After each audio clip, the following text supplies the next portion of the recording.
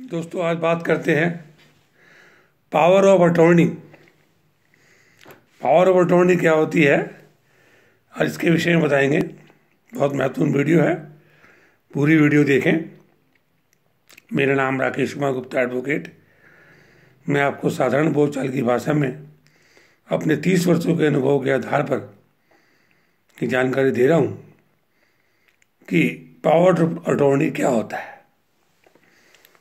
तो यदि आपको मेरी वीडियो पसंद आए तो इसे लाइक और सब्सक्राइब और घंटी जरूर बजाना, जिससे कि आपको आगे आने वाली वीडियो समय पर मिल सके और उसका आप लाभ उठा सकें। वैसे तो आप जानते हैं, जैसे इससे पूर्व मैंने वसीयत कैसे तैयार करें, किरानामा कैसे तैयार करें, गोदनामा कैसे तैयार करें या पुराना व्हीकल कैसे बेचें, इन पे वीडियो बना रखी है, जिनको देखकर आपने लाभ उठाया है और लाभ उठा रहे हैं। और जिसके संबंध में आपने अपना प्यार और अपनी भावनाएं मुझे प्रेषित भी की हैं, उसके लिए मैं आपका बहुत बहुत धन्यवाद कि आपने पसंद किया और लाइक और सब्सक्राइब किया और मुझे इससे मोटिवेशन मिला कि मैं आगे भी आपको अच्छी से अच्छी जानकारी उपलब्ध करा सकूँ। तो आइए दोस्तों, आते हैं अपने मूल विषय पर, power of attorney. Power of attorney का मतलब ये होता है कि आप कुछ समय के लिए किसी कार्य के लिए किसी अन्य व्यक्ति को ये अधिकार दे देते हैं कि भाई मेरे बदले ये व्यक्ति कार्य करेगा मेरी एब्सेंस में। होता क्या है, जब व्यक्ति काफी बुजुर्ग हो जाता है या सीनियर सिटीजन हो जाता है या विदेश में रहने लगता है और उसकी कोई प्रॉपर्टी या कोई मुकदमा हिंदुस्तान में चल रहा है और वो तो हर तारीख पे आने का नहीं, या जो प्रॉपर्टी उसकी हिंदुस्तान में है उसे बेचने के लिए वो रोज तो संपर्क किसी कर नहीं सकता। तो ऐसी दिशा में वो किसी व्यक्ति को ये पावर दे देता है नोटरी के माध्यम से या रजिस्टर्ड पावर अटॉर्नी के माध्यम से कि भाई मेरी अनुपस्थिति में ये व्यक्ति इस कार्य को करेगा और वो इसके द्वारा किया गया कार्य मेरे द्वारा किया गया कार्य माना जाएगा, वो मेरे पे बाध्य होगा। जब तो कोई व्यक्ति उसको एक्सेप्ट करेगा। फॉर एग्जाम्पल, मान लीजिए आप जेल में बंद हैं और आपको अपने मुकदमे की पैरवी करने के लिए, वकील करने के लिए या हाई कोर्ट में अपील करने के लिए व्यक्ति चाहिए जिससे कि वो आपके मुकदमे की सही पैरवी करा सके। तो ऐसे में आप जेलर को ये कहेंगे, साहब मुझे किसी ऐसे व्यक्ति के पावर अटॉर्नी देनी है जिससे मेरा मुकदमे को वो अच्छे से डील कर सके। तो वह अपने किसी भी रिश्तेदार को, दोस्त को, भाई को, पिता को जेल में बुलाकर जेलर के सामने किसी नोटरी के माध्यम से पावर अटॉर्नी देता है कि भाई आप, ये व्यक्ति मेरे तरफ से इस मुकदमे की पैरवी करेगा या ये वकील साहब मेरी तरफ से इसमें मुकदमे की पैरवी करेंगे। वसीयत भी पावर ऑफ अटॉर्नी के माध्यम से भी और वकालत के माध्यम से मुकदमा साइन कर सकता है। या आप विदेश में रह रहे हैं, आपकी प्रॉपर्टी हिंदुस्तान में है, आपको बेचनी है, आप अपने पिता को, भाई को, रिश्तेदार को, किसी ऐसे व्यक्ति को जो विश्वास पात्र हो, उसे आप पावर अटॉर्नी दे दें कि साहब आप इस प्रॉपर्टी को अच्छे से अच्छे रेट पे बेचें, उस पर तलाश करें और ये व्यक्ति उसको बेचेगा। तो वो व्यक्ति उस प्रॉपर्टी को बेचने के लिए अधिकृत हो जाता है कुछ समय के लिए। जब तक वो बिके, वो आपकी इच्छा के ऊपर निर्भर है, उसे पावर अटॉर्नी आप कितने समय तक ले देते हैं। और पावर अटॉर्नी केवल उस व्यक्ति के जीवित रहने तक मान्य होती है, उसके मृत्यु के बाद पावर अटॉर्नी बेकार हो जाती है। कोई व्यक्ति किसी व्यक्ति के मरने के बाद कहेगा था मुझे तो पावर ऑफ अटॉर्नी देखा था और मैं ये काम कर सकता हूं, नहीं, गलत। ऐसा नहीं है।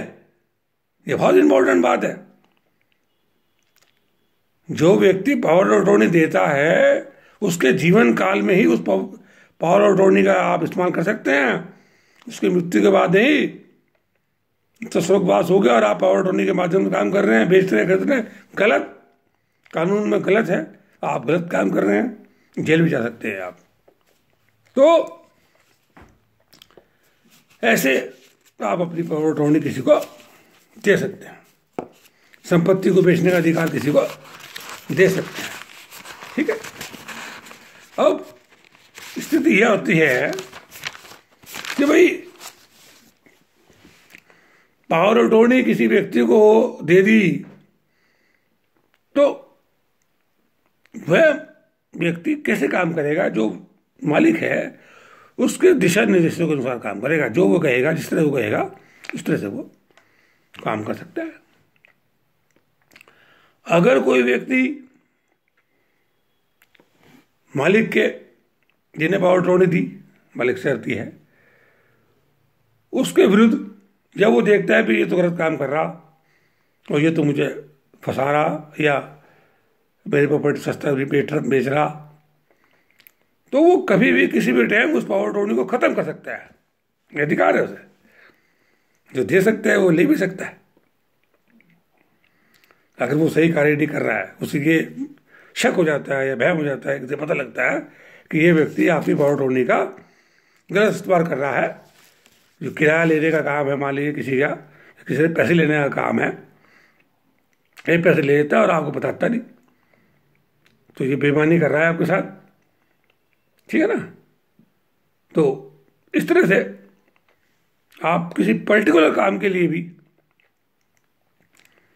जनरल पावर ऑफ अटॉर्नी तो ये है कि ये कोई भी काम कर सकता है मेरे माध्यम से, और पर्टिकुलर विशेष रूप से आप किसी व्यक्ति को पावर ऑफ अटॉर्नी दे सकते हैं कि भाई ये व्यक्ति, मैं बूढ़ा हो गया हूं, अब मुकदमे की पैरवी नहीं कर सकता, मेरे बदले मेरा बेटा या मेरा भाई या मेरा पुराना रिश्तेदार ये व्यक्ति है, ये इस मुकदमे की पैरवी करेगा और इसके द्वारा किए गया कार्य मेरे पर बाध्य होगा।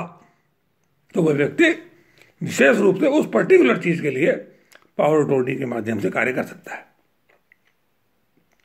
ठीक है। पावर ऑफ अटॉर्नी के माध्यम से आप, ये नहीं है कि उसने कोई प्रॉपर्टी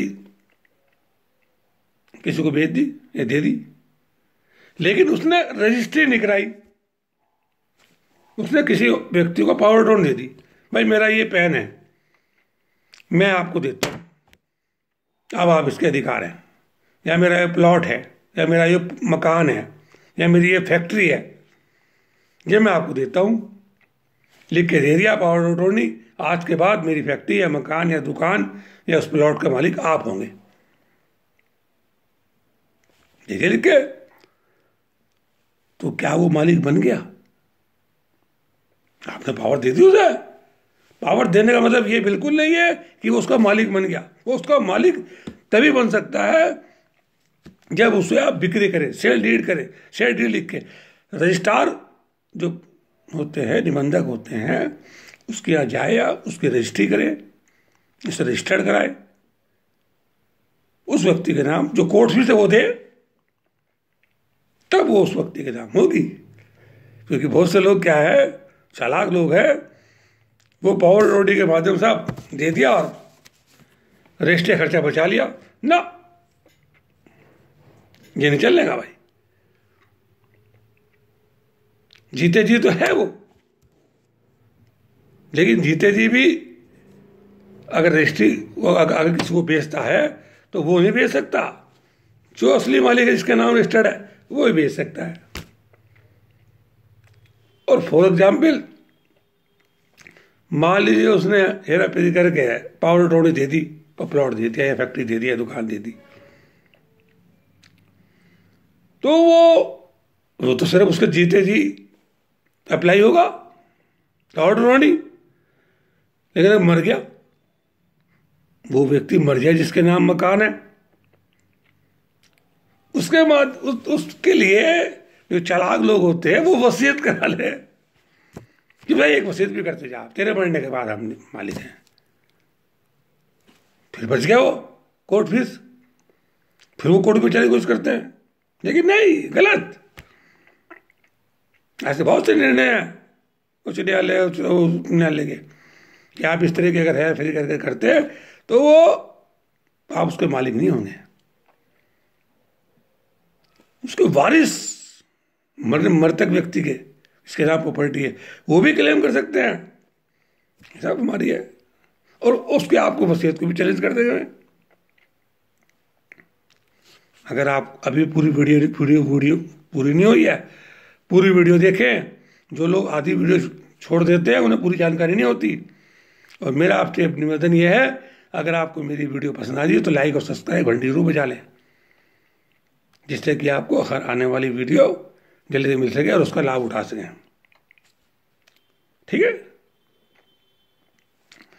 तो पावर ऑफ अटॉर्नी व्यापार चलाने की भी हो सकता है कि भाई मेरी तरफ से ये काम करेगा व्यापार में, मेरे ये लेन देन करेगा, पैसे लेन देन करेगा, जो भी हिसाब किताब होगा, जो रिटर्न होगी इनकम टैक्स की, सेल टैक्स की, ये भरेगा और उसका जिम्मेदार मैं होऊंगा अगर कोई गलत काम होता है। या किसी व्यक्ति से कोई पैसा वसूल करना, मैं ये व्यक्ति मैं इसे पावर ऑफ अटॉर्नी देता हूं, ये व्यक्ति उस व्यक्ति से जाकर पैसा वसूल करे, उसका अधिकार होगा। या वो बैंक में पैसा जमा करने का काम है, बैंक में जमा करेगा और बैंक से निकाल भी सकता है उसका पैसा, तो पावर ऑफ अटॉर्नी होगी, बैंक में दे देगा, साहब मुझे फलाना आदमी का अकाउंट आपके यहाँ है, उसने मुझे पावर ऑफ अटॉर्नी दे रखी है और मैं भी इस बैंक से पैसा निकाल सकता हूँ। बैंक का ठीक है भाई, आप डीलिंग कर सकते हैं। मैंने आपको बता दिया, मुकदमे की पैरवी के लिए भी हो सकता है, ठीक है ना। विशेष परिस्थितियों में पर्टिकुलर चीज के लिए भी, पर्टिकुलर कार्य के लिए भी पावर ऑफ अटॉर्नी दी जा सकती है। अब पावर ऑफ अटॉर्नी कैसे लिखी जाती है और कैसे लिखनी चाहिए, इसकी जानकारी आप हमारे से प्राप्त कर सकते हैं, ठीक है ना। और पावर ऑफ अटॉर्नी में कुछ ऐसी बातें होती हैं जो लिखनी बहुत जरूरी है। अगर आपने उसमें नहीं लिखी तो वो आपको नुकसानदायक हो सकती है। और पावर ऑफ अटॉर्नी सिर्फ उन्हीं व्यक्तियों को देनी चाहिए जो आपके बिल्कुल विश्वास पात्र है, जिसे पता है भाई ये आदमी बेईमानी नहीं करेगा मेरे साथ। अगर आपने किसी ऐसे व्यक्ति को पावर ऑफ अटॉर्नी दे दी तो वो सिर्फ वैसी बेच खाएगा आपकी प्रॉपर्टी, और आपके वैसी साइन करवा लेगा और वैसी कह देगा साहब ये हो गया, भेज दिया, अब तो एग्रीमेंट कर लिया, अब मैं क्या करूं। वो तो आपके बाध्य है, तो उसका कार्य किया कार्य आप पे बाध्य है, आपको माननी पड़े। उसके बाद 20 लाख की प्रॉपर्टी 5 लाख में भेज दी, एग्रीमेंट कर लिया, एग्रीमेंट करने की पावर थी पावर ऑफ अटॉर्नी के हिसाब से। कल आपको कहे साहब इसको बेनामा कर दो, भाई ये तो 20 लाख की प्रॉपर्टी आपने 5 में कर दिया, कि अब तो कर दिया, और अंदर खान सेटिंग कर ली उससे 5 लाख की और 10 लाख की। इसलिए बहुत ध्यान से करने की बात है। पावर ऑफ अटॉर्नी जब किसी को दो, बहुत सोच समझ के ध्यान से दे, ठीक है ना। तो आज यहीं तक, अगली बार फिर अच्छी वीडियो आपको बताएंगे, अगली बार बताएंगे।